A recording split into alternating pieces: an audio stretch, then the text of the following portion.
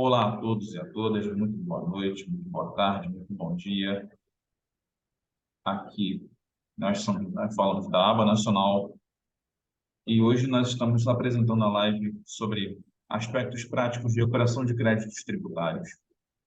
Vamos falar um pouquinho sobre as questões dos produtos monofásicos, recuperação de crédito, de PIS e COFINS. E ninguém melhor do que um consultor com ampla experiência na área tributária, que é o Dr. Alexandre Jesus, professor e consultor tributário. Seja muito bem-vindo à nossa live, professor Alexandre Jesus. Pessoal, boa noite, doutor Luiz, muito obrigado pela possibilidade, pela oportunidade, agradeço a aba nacional de possibilidade, né? E esse é um tema, a questão que envolve recuperação de créditos tributários é algo realmente muito delicado. Eu trabalho com isso há muito tempo, doutor Luiz também, a gente teve uma conversa semana passada, né? A gente temas e a gente vê a relevância desse tema aí em todo o cenário nacional, né? Luiz, você quer falar mais alguma coisa? Não, já posso lhe passar a palavra, professor. Tá, então, perfeito, então. Bom, pessoal, eu sou formado em Direito, com pós-graduação em Controladoria, mestrando em Consultoria e Gestão de Organização. Trabalhei em empresas multinacionais, muitos escritórios de advocacia, empresas de consultoria, né, tributária.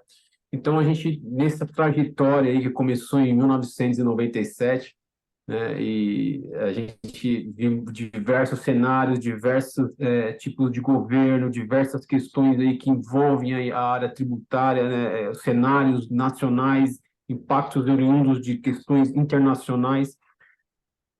A gente ouve de reforma sobre reforma tributária, né? Mas pouco se avançou. O que se avançou muito foi o sistema tributário. Isso não teve nenhum retrocesso. O governo, né, todos os governos investiam milhões, né, em dinheiro, para quê? Para que a máquina do Estado, a máquina federal e a máquina dos municípios também, né, se aprimorasse cada vez mais com relação aí à arrecadação, né, ao que eu chamo de transferência de capital privado para o público, né? E um dos tópicos que a gente conversou, eu e o doutor Aloysio, foi com relação ao PIS e COFINS, né? Então, a gente fala que é a bola da vez já há algum tempo.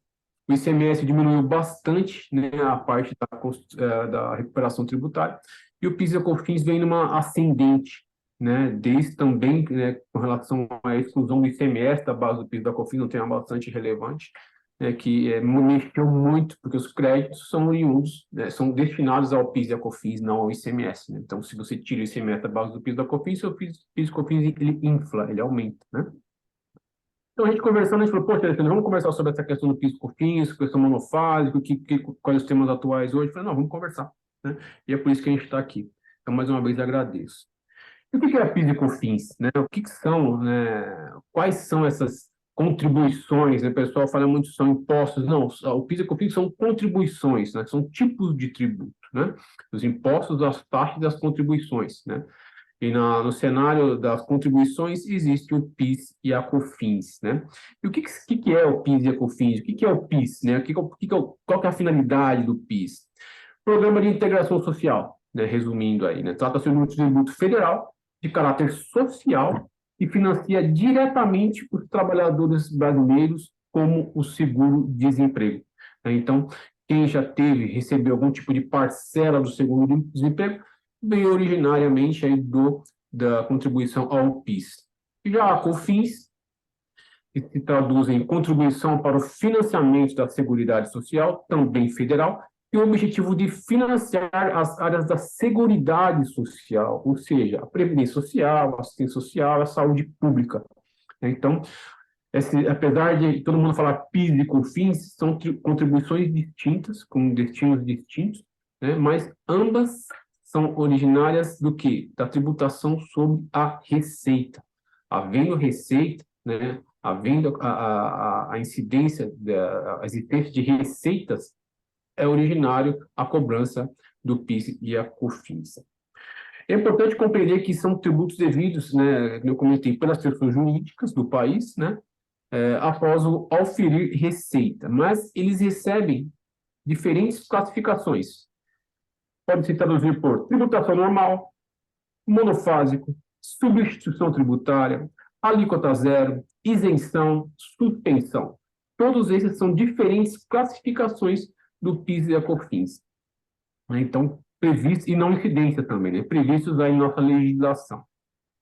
Então, de acordo com a classificação da empresa, né, a empresa deve agir de forma diferente em relação ao recolhimento.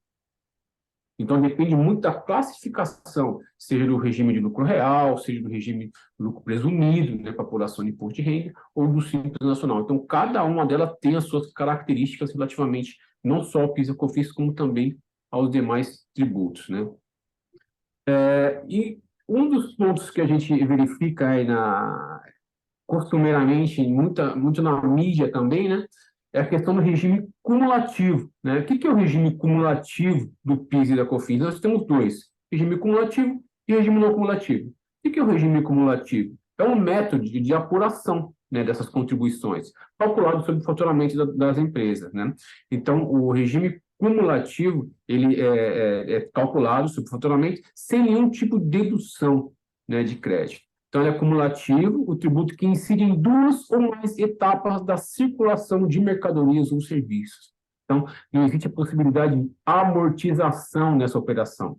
O valor do tributo incide sobre a operação, né, anterior do tipo de situação que a empresa esteja passando nesse momento, tá? Então, o regime cumulativo é bom de frisar aqui, ele não tem nenhuma dedução, não tem nenhuma amortização, não se possibilita a utilização de créditos.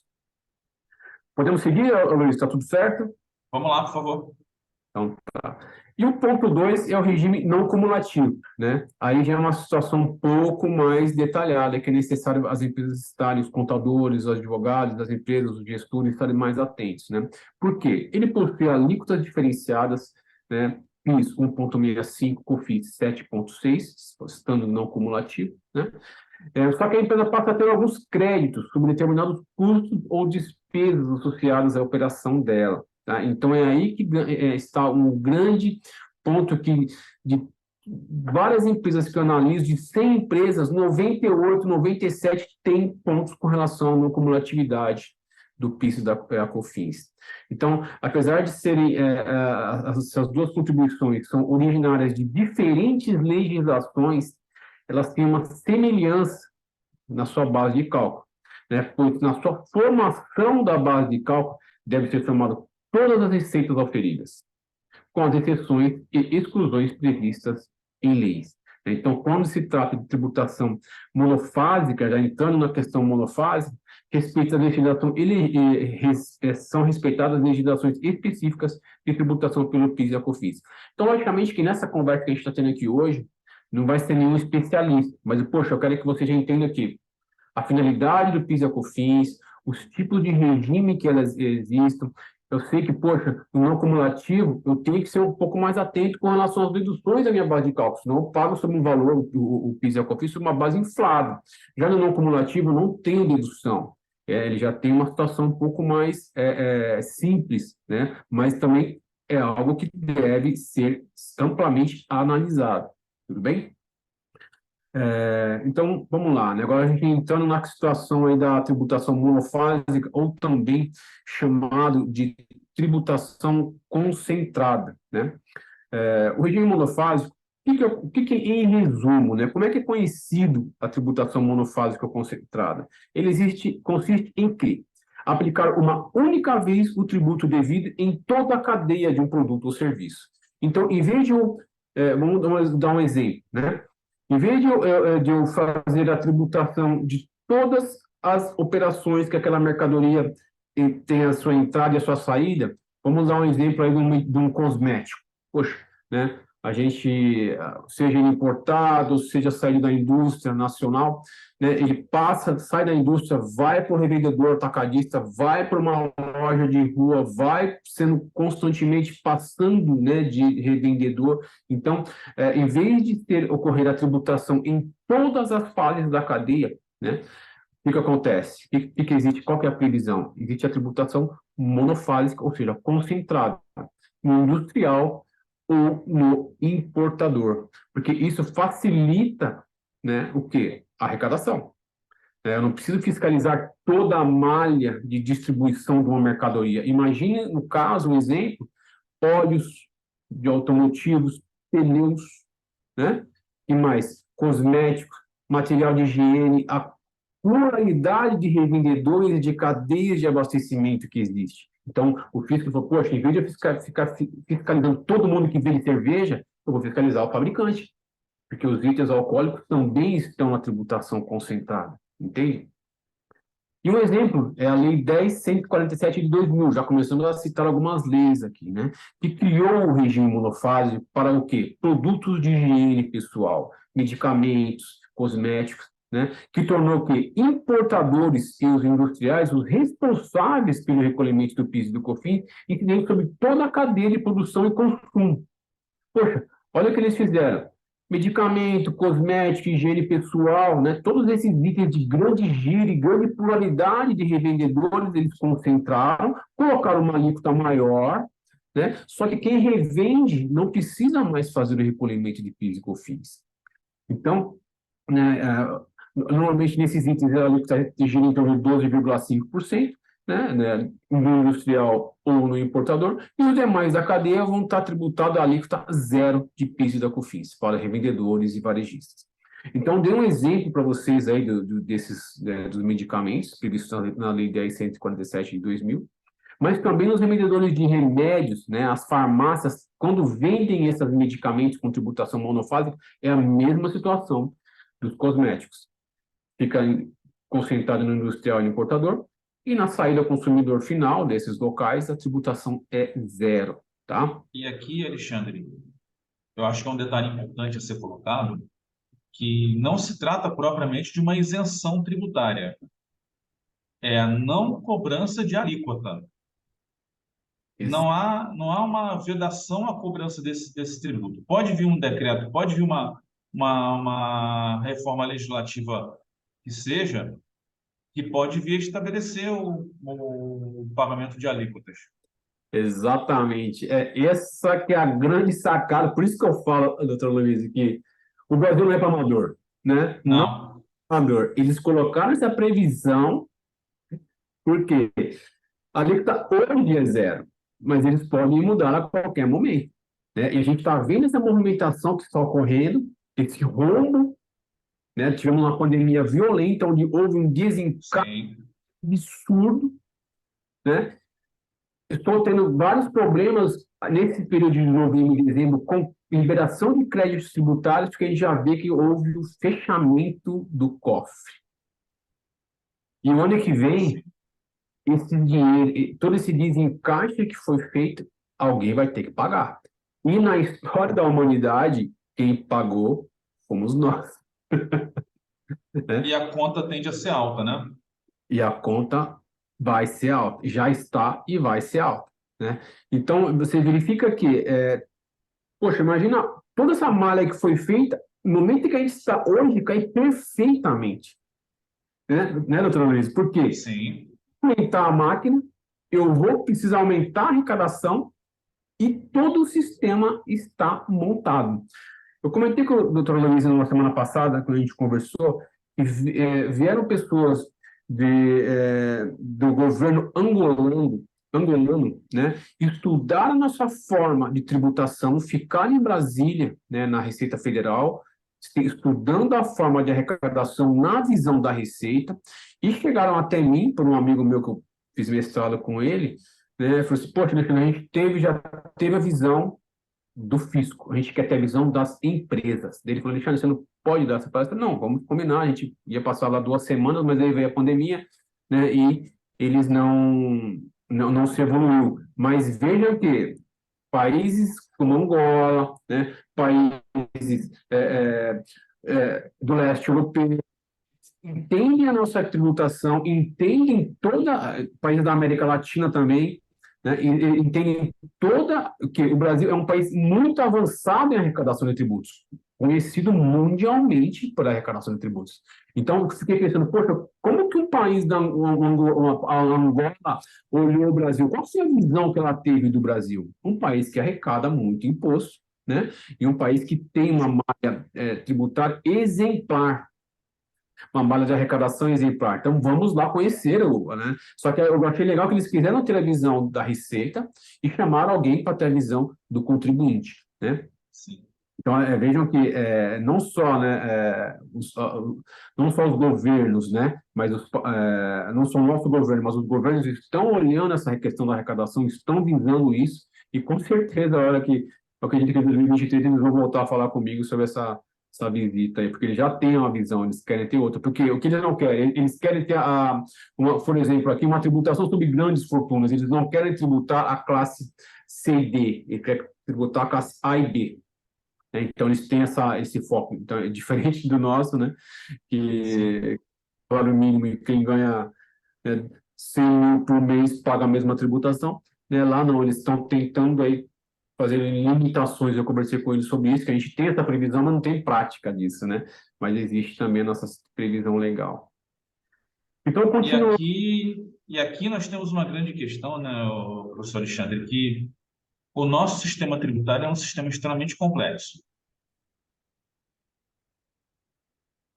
né? E aqui nós temos uma visão, né, de que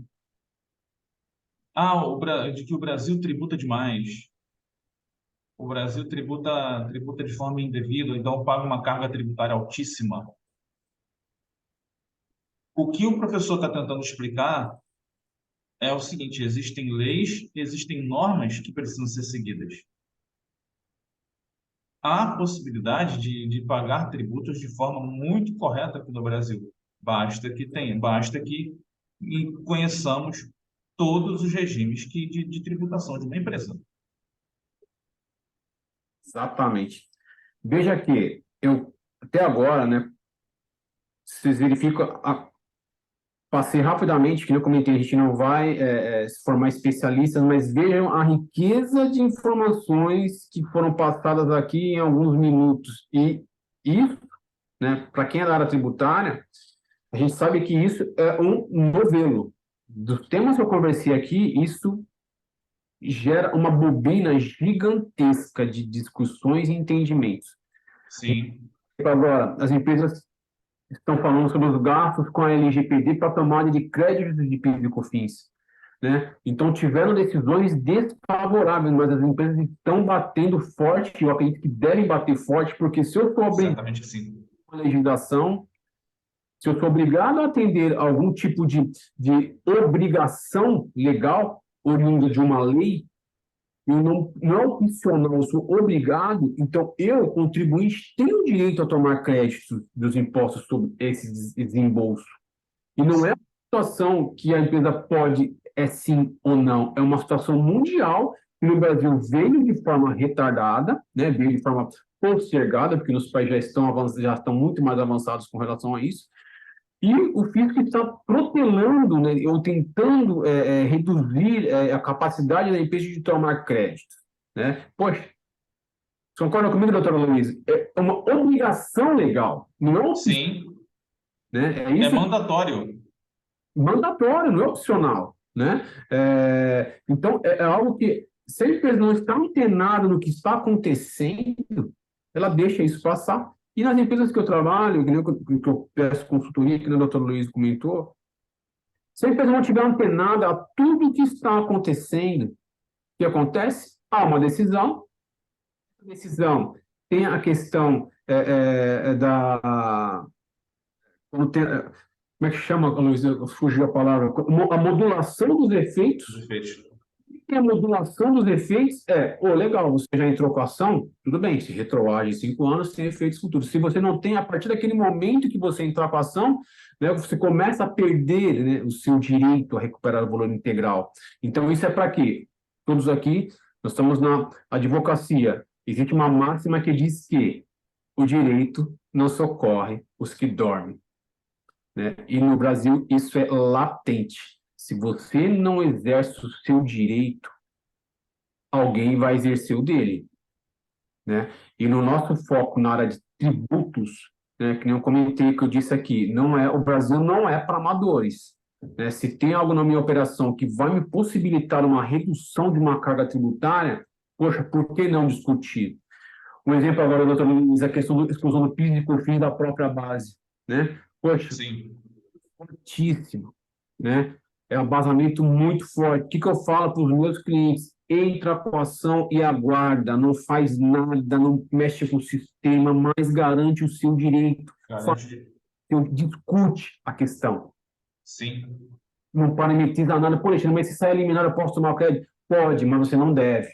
Mas pode tomar, né? Falei com um cliente meu, quando ele entrou com a ação de exclusão do ICMS, ele falou, Alexandre, eu preciso ampliar minha fábrica, eu tenho direito, sai eliminar, eu posso utilizar. Eu falei, olha, a gente vai, logicamente, se você tiver que entrar, usar o crédito, a gente vai te dar todo o amparo, mas pode cair eliminar. Né? Não, Alexandre, eu estou ciente, eu preciso disso. Não, tudo bem. Graças a Deus, esse não tem problema nenhum. Mas a liminar, ela pode cair. É lógico que Mas daí é um risco. é o risco, tem um risco, né? O que eu falo para os meus clientes? Entra com a ação e aguarda, faz a poupança. Quando a gente faz um trabalho numa empresa, né, o PIS e o COFINS é um dos itens que são analisados, né? São analisadas diversas situações. Então, eu falo para ele, existem as questões administrativas e existem as questões judiciais. As questões administrativas, pode ser que elas te banquem os gastos que você tenha que ter com as questões judiciais e banquem os gastos que você tem com os seus tributos devidos aos incêndios, né? Então, Sim. nós analisamos os vencidos e já pagos, pensando em abater os tributos vencidos, né? E, que eu comentei, de 100 empresas, 97 empresas eu acho alguma coisa, né? E esses são valores excessivos, porque a nossa malha tributária é muito pesada, né? Não é simples, não é algo baixo, é pesado, né? É pesado e é um problema, né, doutor Alexandre, porque eu não posso nem imaginar o quanto de dinheiro se deixa na mesa em razão de uma ausência de uma recuperação de crédito tributário bem feita. Olha, eu fiz um trabalho numa empresa, eu não vou citar o nome dela, é uma multinacional, e eu cheguei na empresa, as pessoas que me conhecem vão saber que empresa que é, mas quando eu cheguei na empresa, estava lá a placa, Luiz, maior contribuinte do ICMS do estado do Paraná. Ele chegou, bati o olho naquilo e fiquei, meu, tá estranho isso aqui, né? Só que na época eu cuidava, a gente dividia em regiões, né? Então eu estava com São Paulo, Pernambuco, DF, depois eu peguei Piauí, Paraná e Rio Grande do Sul, e depois de 6 meses caiu o Paraná. Eu falei, agora eu vou estudar o que está acontecendo nesse Paraná aqui, né? Conclusão, olha isso. A empresa, ela adquiria a mercadoria, pagando a substituição tributária, no caso era ICMS, no caso não era o caso do PIS/COFINS, mas esse é um tema que a Sim. gente futuramente aí depende né, da disponibilidade da aba, a gente voltar a falar sobre isso. Mas escuta, veja isso, Luiz, que eu vou te falar. A empresa comprava mercadorias, pagava a substituição tributária e vendia dentro do estado do Paraná. Ok? Aí, então, o que acontece? Quando você compra mercadoria, do mesmo jeito, é uma tributação, ocorre o quê? Uma tributação concentrada. Então, a substituição tributária do ICMS é exatamente a mesma coisa que eu estou falando aqui da questão monofásica do PIS e da COFINS. Você concentra no industrial ou no importador, paga seu ICMS da sua operação, paga seu ICMS das próximas operações, né? Isso é um ponto importante que a questão monofásica não é que eu pago uma vez só, não, eu pago da minha operação indústria e dos demais, dos próximos da minha cadeia. A tributação ainda continua sendo dupla, né? Minha, da operação própria, e dos demais da minha cadeia. Então, olha o que acontece, a empresa pagava o ICMS dela, pagava o ICMS do ST, com a margem de valor agregado, ok? E Sim. na venda do consumidor final, estava tributando com uma alíquota de 12%.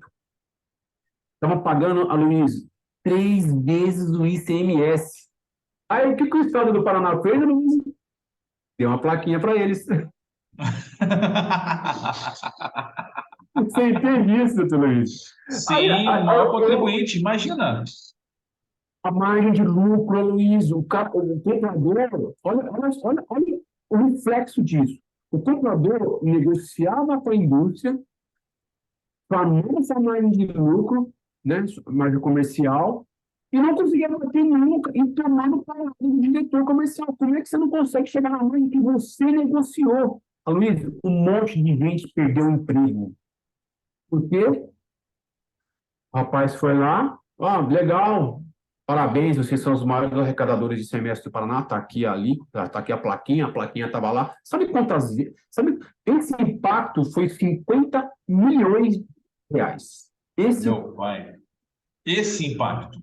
Esse. Então, só que o que acontece? Se não aparece lá um careca louco igual eu, eu fiquei, tem alguma coisa errada, né? Pagando 3 vezes a alíquota de ICMS e você acha que agora eu te falo, Luiz, toda a malha que foi feita, todo investimento que foi feito, será que eles não sabiam que isso estava acontecendo? Não podia chegar, olha, pessoal, vocês estão recolhendo o ICMS errado, ajuste o seu sistema. O que acontece? Por que isso aconteceu? E eu deixo aqui até claro, até de testemunho aí para por quê, né? As vendas dos itens monofásicos, as vendas dos itens ST tem que ser zero.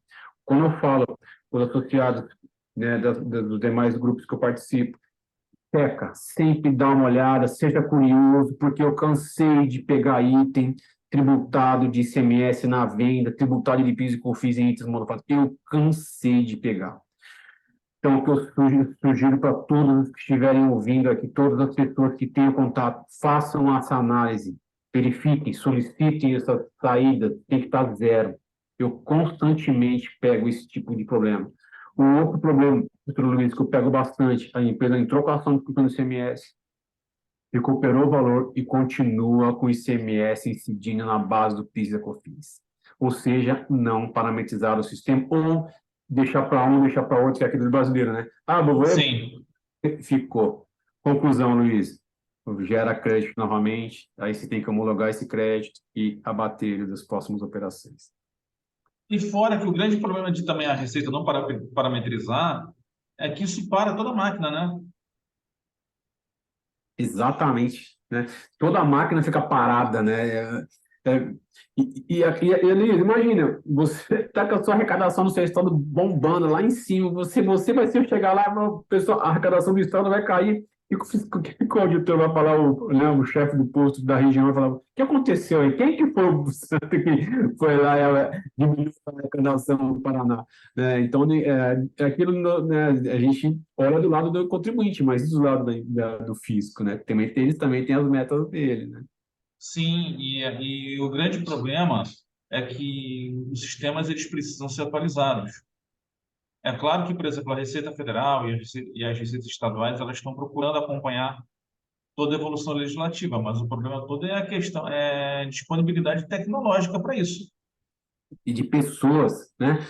É, o fisco ele tem a capacidade de analisar todos, né? Em 2018 foi feito foi criado um departamento que fazia o quê? O que esse departamento fez? Ele estava confrontando isso com relação ao imposto de renda, confrontando redes sociais com declarações de imposto de renda.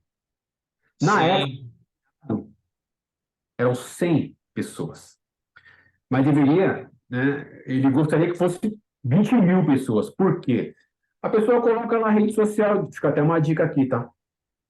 Jet ski, lancha, Cancún, aí na declaração de imposto de renda está lá, 1.200, R$ 1.500 por mês. Tem algo errado, a conta não bate. Então, o vai fisco, justificar isso daí. em 2018, ele já está olhando isso. Né? Então, eles estão se aprimorando cada vez mais.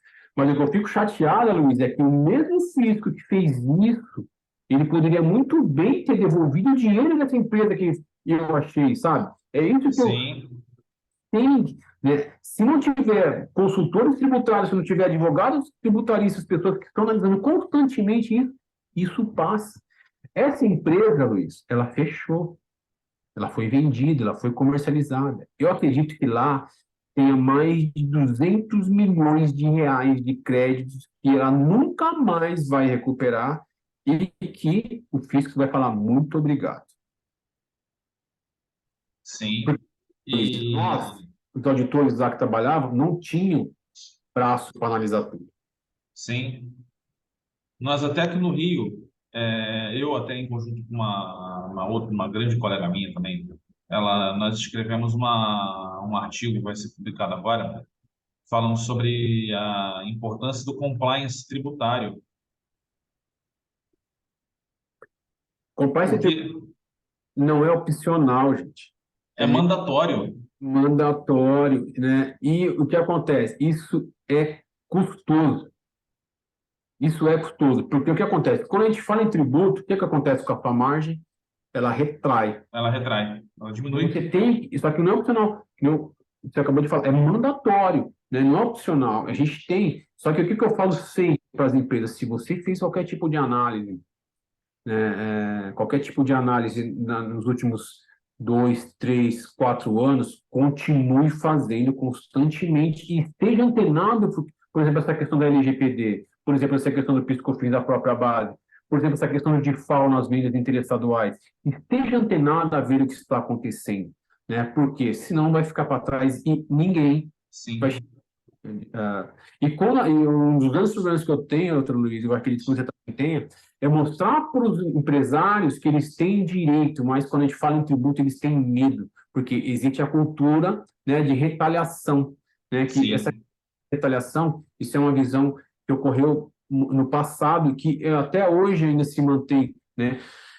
Mas hoje em dia o fisco ele tem todas as informações das empresas nos seus sistemas, através do seu DCAC, através do seu SPED, todas as informações estão com eles, né? Então, se você é orientado por um advogado tributarista, por um consultor tributarista, logicamente que você não vai ter nenhum tipo de problema. Das empresas que eu atendo, né, a gente nunca teve nenhum tipo de problema. Por quê? Porque elas são orientadas, né? Um outro ponto que eu também gosto de deixar aqui registrado. Se a sua empresa paga 1 milhão de PIS e COFINS mês, e você levantou um crédito de 1 milhão de PIS e COFINS, não exclui de uma vez. Cria-se uma conta corrente, esse crédito ele é corrigido mensalmente e você vai abatendo das próximas operações. Por exemplo, quer dizer que se eu tomar o crédito de uma vez, eu vou ser retalhado? Não, pode acontecer nada. Mas pode ser que o auditor da sua região, vendo que houve uma queda na arrecadação, ele fique, eu vou te usar a expressão, chateado e vá buscar informações. Informações. Pode ser que não ache nada e pode ser que procure pelo em ovo, né? Então, a gente não quer as visitas de pessoas indesejadas, né? Sim, Visitas de verdade. pessoas de bem, né? Então, a gente Sim, busca, né? verdade. E o que que acontece? Todo o trabalho de recuperação de crédito tributário, ele sempre é precedido, né, doutor Alexandre, de uma análise muito cuidadosa. E embasada na legislação vigente. Sim, e muitas das vezes, e nós havíamos conversado sobre isso, a Receita Federal tem um entendimento sobre a incidência de um determinado tributo e o CARF vai ter um entendimento completamente distinto. Exatamente, né? Então, toda essa abrangência de análise, ela se torna fundamental e a empresa ela precisa, não é uma questão de luxo para a empresa. Sim. Luiz, eu fiz uma análise agora de uma empresa, ela estava no presumido. Ela falou, Alexandre, estou no lucro presumido, meu contador ele acha que é melhor. Eu falei assim, olha, para você analisar se é melhor o regime de lucro real ou presumido, o que manda é cálculo. Tem que fazer, é matemática. Aí, conclusão, a gente fez a análise da empresa dele e verificamos que se ele migrasse do presumido para o real, a melhora no resultado dele seria de 1 milhão e 200 mil reais. Ele falou, Alexandre, é sério isso? Eu falei, mostrei toda a legislação para ele, todo o embasamento, as bases, né? Eu falei, é sério isso? Eu falei, poxa, por que que não me falaram, né? Por que que ninguém me falou? Eu falei, olha, É isso aí que acontece. Você atender uma empresa estando no lucro presumido, né? Então, essa empresa está vindo para a gente para trabalhar com a gente agora. Por quê? A gente faz o trabalho de contabilidade consultiva tributária. Esse tipo de análise eu faço anualmente. Começa em setembro até novembro, porque em dezembro ele já tem que começar a fazer as modificações, se tiver que fazer, e as adequações, né, do seu regime para o exercício do seguinte. Então, nessa empresa, ela perdeu nos últimos, isso, ela estava, a gente fez os cálculos dos últimos 5 anos, 6.400.000 reais de tributos pagos, né, estando no regime errado, né, ou no regime que não era o melhor para a operação dela. Então, essa análise, que nem você comentou, essa análise tem que ser constante e mandatória. Não é achismo, é baseado na legislação vigente, né? A legislação ela altera-se, né? A gente não consegue acompanhar a movimentação, você sabe muito bem disso, que ela é dinâmica, Sim, né? É igual formiga, vai brotando. vai botando tudo no lugar. E a gente tem que fazer as análises e todo tipo de relatório é baseado na legislação vigente, né? Sem Sim. dúvida. Eu brinco dizendo que o ICMS é super tranquilo, só tem 27 regulamentos diferenciados em todos os aspectos por todo o Brasil. Então, imaginar Agora, uma operação de transporte que vem do Acre até o Rio de Janeiro. fora as questões interestaduais, né? Que a gente tem aí para definir também, né? Então, é o que eu falo, são 27 mais um, né? Exatamente. Então, é super tranquilo essa questão, Super. brincadeira à parte. É. E é aquilo, muita gente diz, Alexandre, que eu vou contratar um advogado ou um consultor tributário, vai sair muito caro para mim. Mais caro é o que você está deixando de receber. Exatamente. Não tem nem comparação, né? Você vê, eu não cobrei dessa empresa 1.200.000 reais para fazer a análise do regime. Na realidade, essa empresa eu não cobrei nada, né? Não cobrei nada porque era um cliente que já era meu cliente, né? Eu não cobrei nada, né? Eu falei, cara, te dei 1.200.000 aí, e você, E na né? empresa do Paraná você não cobrou 50 milhões. Não ganhei nada, porque eu era funcionário. Na época nem trabalhava como consultoria, né? Não tinha minha empresa ainda.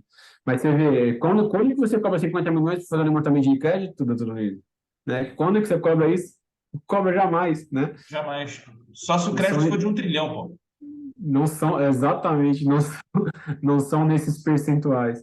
E outro ponto que eu queria comentar aqui é sobre a questão do Simples Nacional, a tributação monofásica no Simples. É importante a gente ter isso em mente também. Por quê? Sim, Que são optantes pelo Simples Nacional, que procedem à importação, industrialização, à comercialização de produtos sujeitos à tributação monofásica do PIS e COFINS, o que ela deve fazer? Ela deve segregar, né, a receita decorrente da venda desses produtos.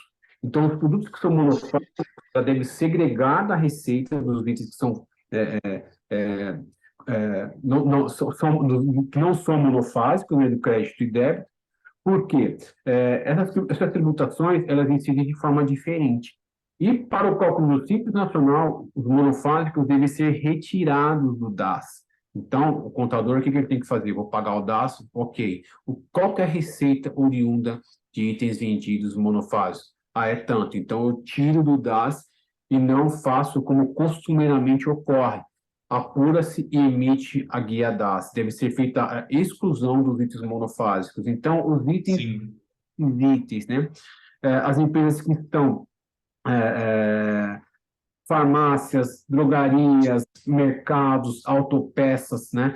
Todas as empresas que pagam, se não fizeram ainda, tá? Eu sei que é um mercado que foi explorado por um tempo, não sei se continua tão explorado ainda, mas as empresas elas podem retroagir nos últimos 5 anos, ou seja, 60 meses, verificar se não foi feita essa segregação dos itens vendidos e solicitar o quê? Ao posto fiscal da região a utilização desse crédito. É um processo administrativo, é simples, né? O fiscal ele vai solicitar algumas informações muito simples, você vai demonstrar que você pagou o gás e não fez nenhum tipo de abatimento e teve venda de itens monofásicos, e ele vai liberar o crédito. E um detalhe importante, esse crédito é em espécie, em dinheiro, não é Dinheiro. compensação. Então, o que eu falo para as empresas, se não fez essa análise, faça essa análise, tá?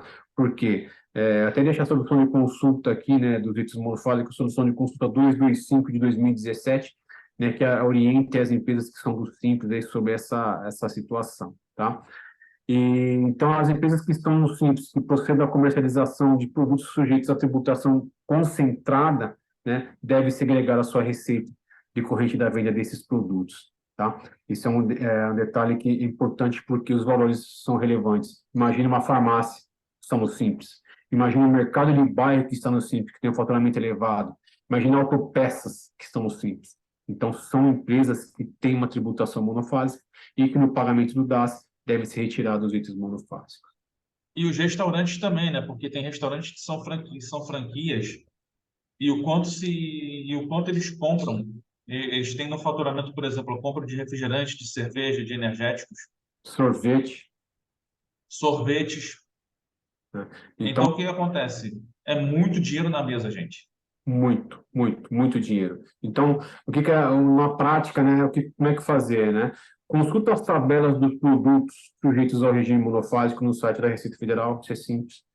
Se Sim, estiverem, né, dentro da tributação monofásica, faça uma consulta nas tabelas do Simples Nacional para identificar a alíquota referente aos PIS e COFINS para remover do cálculo. Isso quem faz é o quê? O contador ou o tributarista, né, com a ajuda do contador. Então, esses são os percentuais que geram aí o crédito, né? E quais são as categorias com maior incidência de itens monofásicos? O doutor Luiz comentou agora aqui, refrigerante, água, cerveja, energético, sorvete, né, combustíveis, né, que está em pauta agora aí, né, muito falando de combustíveis, produtos farmacêuticos, os fármacos, produtos de perfumaria, tocador, higiene pessoal, máquinas e veículos, né, as empresas montadoras de veículos, autopeças, câmeras de ar e pneus. Então, são itens aí que possibilitam aí essa abatimento aí do DAS para o pagamento do PIS e da COFINS. verdade. Bom, Alexandre, estamos chegando aqui ao final da transmissão. Eu quero finalizar esse momento assim de forma que assim, eu gostaria muito de agradecer penhoradamente pela disponibilidade do seu tempo para falar conosco aqui da aba Rio de Janeiro, da aba nacional. Eu tenho certeza de que essa foi a primeira de muitas lives que nós vamos fazer aqui juntos. Certamente a aba vai contar com a qualidade das suas explanações, com a qualidade de tudo que você está trazendo aqui para nós. Eu quero lhe parabenizar pela clareza na exposição da matéria, que não é uma matéria fácil, não é uma matéria simples, mas eu sabia que você, com toda a sua experiência, com toda a expertise sua, colocaria de forma muito tranquila, de forma muito clara para todos nós. Então, eu quero agradecer em nome da ABA, em nome da direção da ABA, em nome da ABA Rio de Janeiro, a sua presença aqui na nossa live e espero contar com a sua presença em um próximo evento. Poxa, Luiz, eu fico muito feliz com o seu convite. Eu agradeço pelo seu olho clínico, a gente conversou pouco e você falou, poxa, o Alexandre vai aí, já me chamou, poxa, vamos fazer uma live. Eu falei, caramba, né, a gente conversou, mas é o olho clínico aí, o olho que eu Verdade, chamo, assim funciona. né? Já tem uma visão aí de que eu falo realmente a linguagem do empresário, né? Lógico que a gente é formado na área jurídica, a gente quando fala com a advogada, a linguagem é diferente, mas quando você vai falar deixa uma outra dica, né? Quando você vai falar com empresários, né, utiliza a linguagem deles, né? Porque é muito importante para eles deixar claro o que acontece no cenário tributário, no que acontece não só no cenário tributário, mas no cenário jurídico, né? E a gente falando de forma direta e clara, né, ajuda muito. E peço, mais uma vez, agradeço aí a aba, agradeço, né, a doutora Luísa por toda a possibilidade aí dessa conversa e fico à disposição de todos vocês. Está aqui meu celular, meu e-mail, né, e fiquem à disposição aí, contem sempre comigo. Muito obrigado, professor. Caros colegas, esse foi um evento organizado aqui pela ABA Rio de Janeiro, em parceria com a ABA Nacional. Quero agradecer a atenção de todos e desejar que nós tenhamos bons estudos, que essas palavras que o doutor Alexandre trouxe para nós sirvam de inspiração e sirvam como pontos de reflexão para todos, no sentido de que é sempre importante termos não só a nossa linguagem jurídica das terminologias tributárias, como também é importante que nós saibamos, entendamos o aspecto empresarial. Esse é o ponto mais importante. Por isso que nós propusemos essa live para tratar de aspectos práticos, foi exatamente para isso, para trazer a parte prática da temática tributária que nós conhecemos. Eu quero agradecer a todos mais uma vez pela presença, quero agradecer a todos pelo carinho, você que vai nos ouvir, você que quer aprender um pouco mais sobre essa área, seja muito bem-vindo. Muito obrigado a todos e até logo. Obrigado e boa noite a todos. Tchau, tchau. Boa noite.